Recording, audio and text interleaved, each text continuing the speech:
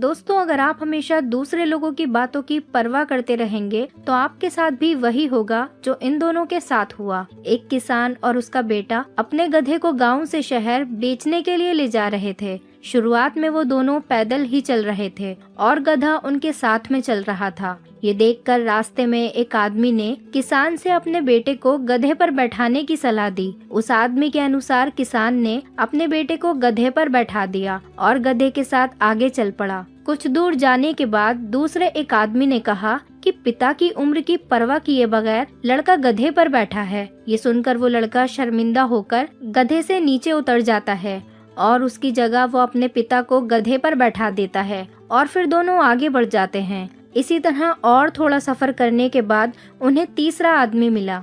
उसने कहा कि कैसा बगैरत बाप है जो खुद तो गधे पर बैठा है और अपने बच्चे को पैदल चला रहा है। ये सुनकर किसान को बुरा लगा और वो गधे से नीचे उतर गया। अब आगे क्या करना है ये सोचने के लिए दोनों पेड़ की छांव में बैठ गए। तभी वहाँ पर चौथा आदमी आया। किसान उस आदमी को अपने रास्ते की पूरी घटना बता देता है, जिस पर वो आदमी कहता है, ऐसा करो कि तुम दोनों ही इस पर बैठ जाओ। उसकी ये सलाह मानकर दोनों बाप बेटे गधे पर बैठकर अपने रास्ते निकल जाते हैं। फिर कुछ समय के बाद उन्हें पांचवा आदमी मिला और वो कहने लगा कि देखो तो क्या जमाना आ गया, बाप बेटा दोनों ही गधे पर बैठे हैं। किसी ने भी गधे के बारे में नहीं सोचा। 2 लोगों के वजन से उसका क्या हाल हो रहा होगा। ये सुनकर दोनों बाप बेटे गधे से उतरकर खुद ही पैदल चलने लगते हैं और गधे को खाली ही अपने साथ चलाते हैं, जिस वजह से वो थक कर गिर जाते हैं और अपनी मंजिल तक नहीं पहुंच पाते। दोस्तों, इसीलिए अगर आप नहीं चाहते कि आप किसी के इशारे पर नाचें,